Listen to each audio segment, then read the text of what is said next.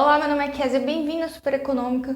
No vídeo de hoje a gente vai falar sobre mais um ETF diferente, né? A gente está fazendo uma playlist aqui de vários ETFs americanos que se expõem a mercados diferentes. Então vão ter ETFs de metais radioativos, vão ter ETFs de esportes que estão focados mais no mercado de games. E hoje a gente vai falar sobre ETFs focados no mercado de cannabis. Então a gente vai ter vários ETFs nesse setor, porque é um setor bastante popular atualmente, mas os maiores vão ser o MJ e o YOLO, né? É até engraçado comentar que os tickers, né? Eles têm uma conotação meio humorística, já que MJ é a abreviação de marijuana, né? Que é outro nome para cannabis. E YOLO é a abreviação em inglês para você só vive uma vez. Então, esses ETFs eles já têm esse tom humorístico. Mas será que eles são um bom investimento? Como eu falei, o setor de cannabis eles vem crescendo justamente na América do Norte, já que o Canadá já legalizou o uso da erva tanto para fins medicinais como para fins recreativos, né?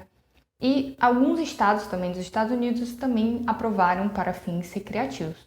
Se a gente der uma olhada nos ETFs, a gente consegue entender um pouco mais sobre o foco deles, né? Por exemplo, o MJ ele vai focar tanto no mercado medicinal quanto no mercado de uso recreativo. Ele foi o primeiro ETF criado e ele foca em empresas globais. Então ele não vai estar apenas nos Estados Unidos, como a maioria dos ETFs americanos.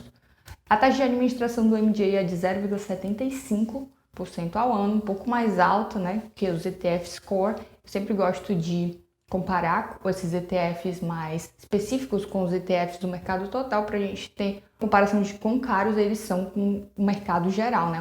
Os ETFs que seguem o mercado geral. Ele é um ETF que vai ter 35 empresas dentro dele, então é bem mais concentrado do que a grande parte dos ETFs por aí. Além disso, essas empresas que ele investe vão ser consideradas small e mid caps, ou seja, empresas de pequeno porte, né? Pequeno e médio porte atualmente, que adiciona um risco maior, né? Quanto menor a empresa, maior o risco, já que ela vai ter menos capital para se subsidiar caso algo aconteça. E esse ETF ele tem um equilíbrio, 50% das empresas são do ramo farmacêutico, né? Empresas principalmente americanas e canadenses do ramo farmacêutico, e 50% vão ser da área de produção e recreação. Se a gente for olhar especificamente para as maiores empresas, por exemplo, a maior empresa do MJ é a Aurora, uma empresa canadense que vem adquirindo várias empresas desse mesmo setor. Mas se a gente dá uma olhada, por exemplo, na Aurora, porque esse setor ainda tem muita regulação, né? Ainda não é bem regulado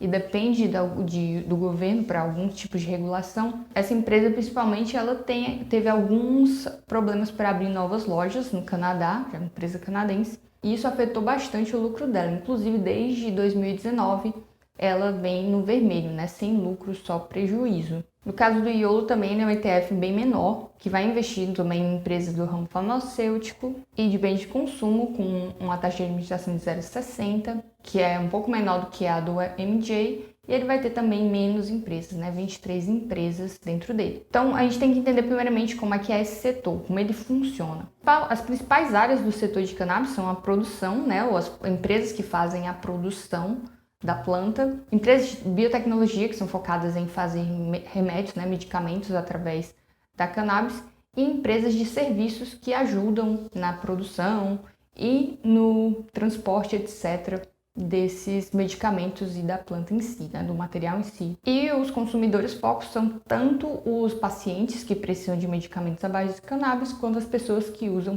para meios recreativos. Então, o que a gente entender é que esses ETFs eles são globais. Muitos países aceitam o uso de cannabis para fazer medicamentos, mas não aceitam para os meios recreativos. Então a gente já tem essa primeira restrição. Inclusive, segundo o artigo do The Motley Fool, no Canadá, os países que mais têm as empresas de cannabis, já que o uso é legalizado, existe mais oferta do que demanda. Então tem mais empresas do que pessoas querendo indo atrás desse produto. E logicamente isso faz com que o preço baixe bastante. E se a gente comparar, por exemplo, com os índices core, né, o S&P, por exemplo, a gente vai ver que esse setor vem sofrendo muito. Eu vou colocar aí na tela. Nos últimos 3 anos, o setor não teve uma performance muito boa. Os ETFs eles não conseguiram se recuperar do pico que eles tiveram lá em 2019, quando o setor estava no seu auge. E atualmente a gente vê uma baixa muito grande desde março de 2022, né, quando estourou a pandemia, estourou a crise do coronavírus, e quem investiu em S&P nesse período ainda conseguiu ter uma proteção maior. Se a gente vê aí também, na comparação entre os dois ETFs, o YOLO ainda saiu melhor do que o MJ nos últimos anos. Então, é um setor arriscado, é um setor ainda pequeno, né, comparado ao mercado total. E atualmente não é um setor muito lucrativo. Então tem que ficar de olho nessas variáveis antes de você adquirir esse tipo de ETF. Se você tem alguma pergunta, não deixe de comentar aqui embaixo. Se esse vídeo trouxe valor para você, considere curtir e assinar o canal. E até logo!